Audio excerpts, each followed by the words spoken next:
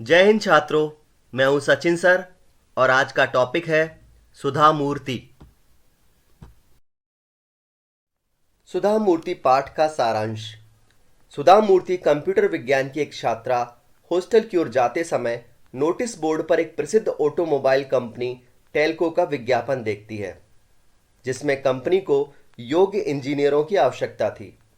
चौंकाने वाली बात थी छोटे अक्षरों में लिखी अंतिम पंक्ति, महिला उम्मीदवार आवेदन न भेजें। स्त्री पुरुष में इतनी असमानता उसे पची नहीं।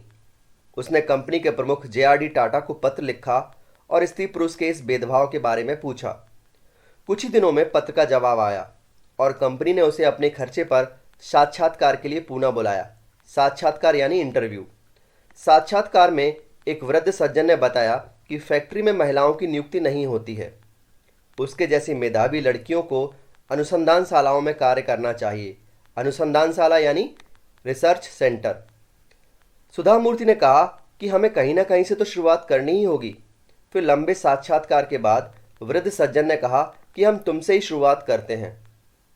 टेल्को में सुधा मूर्ति पहली महिला इंजीनियर बनी। टेल्को में ही कार्यरत नारायण मूर्ति से विवाह किया। 8 साल टेल्को में नौकरी करने के बाद उन्होंने अपने पद से त्याग पत्र दे दिया और बेंगलुरु में अपने पति के साथ 1982 में इन्फोसिस कंपनी खोली। सुधा मूर्ति 1996 में इन्फोसिस की चेयरपर्सन बनी। उन्होंने कर्नाटक के सभी सरकारी स्कूलों में एक एक कंप्यूटर और लाइब्रेरी की योजना बनाई। सुधा मूर्ति ने स्वयं को अब पूर्ण रूप से समाज सुधार के लिए समर्पित कर दिया। उन्होंने 3000 से अधिक पुस्तकालय खोले। पुस्तकालय यानी लाइब्रेरी। कई स्कूलों की इमारतों का निर्माण कराया। बच्चों को स्कॉलरशिप प्रदान की। उन्होंने 13 पुस्तकों का लेखन किया। उन्हें कई पुरस्कार मिले, जिनमें से प्रमुख हैं कर्नाटक राज्योत्सव पुरस्कार, ओजस्विनी पुरस्कार, मिलेनियम महिला शिरोमणि पुरस्कार, woman of the year 2002, Rajlakshmi पुरस्कार आदि। सुधा मूर्ति ने अपनी उपलब्धियों से महिलाओं का मार्ग प्रशस्त किया। वे कहती हैं, हमारा मार्ग कठिन अवश्य है, लेकिन चलना जरूरी है। प्रश्नों के उत्तर एक दो शब्दों में दीजिए। सुधा कुलकर्णी ने अपनी पढ़ाई किस क्षेत्र में की थी? कंप्यूटर विज्ञान में। किस कंपनी के विज्ञापन में लिखा था कि महिला उम्मीदवार आवेदन न करें? टेल्को। विज्ञापन से किस प्रकार का भेदभाव स्पष्ट होता था? महिला पुरुष का। सुधा कुलकर्णी को साक्षात्कार के लिए कहाँ बुलाया गया? पूना। लेखिका सुधा मूर्ति को 2002 में वुमन ऑफ द ईयर का पुरस्कार किसने दिया? एफएम रेडियो ने। टाटा समूह के प्रमुख कौन थे? जे.आर.डी. टाटा। सुधा मूर्ति अपने आप को किस क्षेत्र के लिए समर्पित कर दिया? समाज सुधार।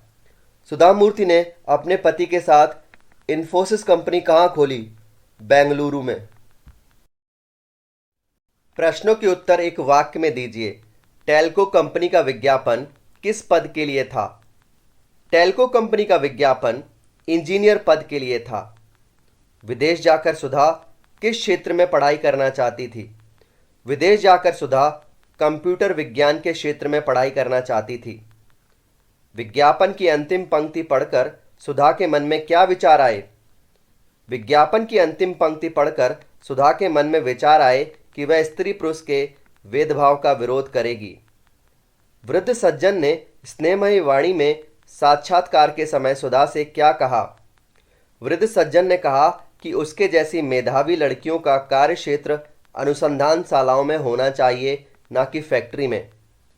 सुधा कुलकर्णी ने किससे शादी की? सुधा कुलकर्णी ने नारायण मूर्ति से शादी की। इन्फोसिस फाउंडेशन ने कर्नाटक के सरकारी स्कूलों के लिए क्या किया? इन्फोसिस फाउंडेशन ने कर्नाटक के सरकारी स्कूलों में कंप्यूटर और लाइब्रेरी की योजना को कार्य रूप दिया। सुधा मूर्ति महिलाओं की सफलता पर क्या कह उठी? हमारा मार्ग कठिन अवश्य है, किंतु चलना जरूरी है। प्रश्नों के उत्तर 2-3 वाक्यों में दीजिए। टेल्को कंपनी के विज्ञापन में चौंकाने वाली बात क्या थी? टेल्को कंपनी के विज्ञापन की अंतिम पंक्ति में छोटे छोटे अक्षरों में लिखा था, महिला उम्मीदवार आवेदन न भेजें। स्त्री पुरुष का यह भेदभाव सुधा को चौंका देने वाली बात थी। सुधा ने स्त्री पुरुष के भेदभाव के लिए क्या निश्चय किया?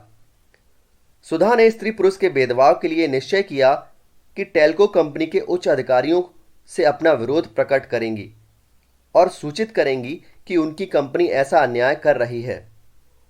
सुधा और नारायण मूर्ति ने इन्फोसिस फाउंडेशन द्वारा क्या क्या कार्य किए? सुधा और नारायण मूर्ति ने इन्फोसिस फाउंडेशन द्वारा अनेक सामाजिक कार्य किए। उन्होंने सरकारी स्कूलों में एक एक कंप्यूटर और लाइब्रेरी योजना को कार्य रूप दिया, 3000 से अधिक पुस्तकालय खोले और स्कूली इमारतें बनाई तथा छात्रों को स्कॉलरशिप दी। कर्नाटक सरकार तथा अन्य संस्थाओं द्वारा सुधा को किन किन पुरस्कारों से सम्मानित किया गया? कर्नाटक सरकार तथा अन्य संस्थाओं द्वारा सुधा को निम्नलिखित पुरस्कारों से सम्मानित किया गया: कर्नाटक राज्योत्सव पुरस्कार, ओजस्विनी पुरस्कार, मिलेनियम महिला शिरोमणि पुरस्कार, women of the year 2002 FM radio द्वारा, राजलक्ष्मी पुरस्कार आदि। प्रश्नों के उत्तर 4-5 वाक्यों में दीजिए। साक्षात्कार में सुधा ने अपनी दृढ़ता का परिचय कैसे कराया?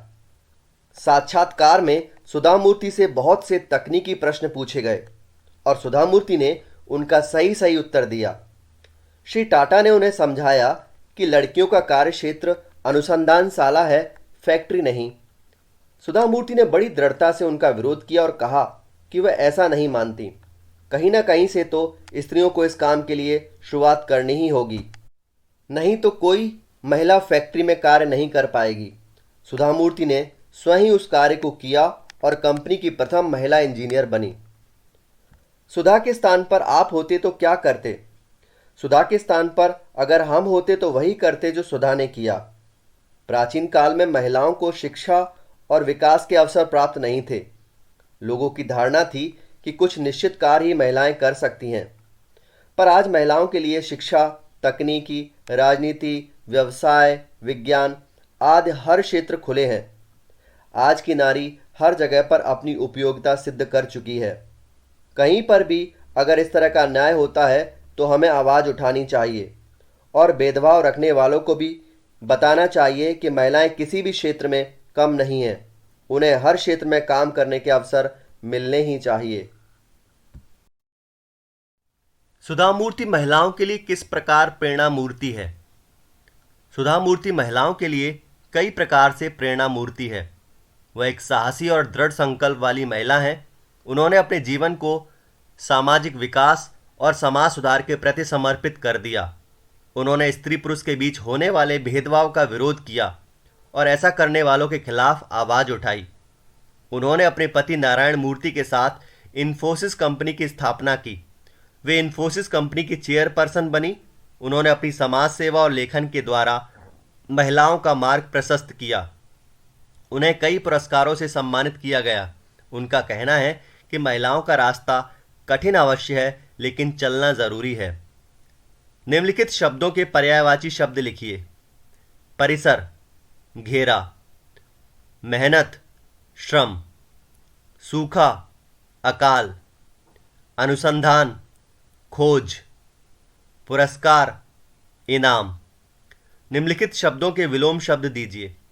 आवश्यक, अनावश्यक, सौभाग्य, दुर्भाग्य, उपस्थित, अनुपस्थित, सज्जन, दुर्जन, अपना, पराया, उच्च, निम्न, अधिकतम, न्यूनतम।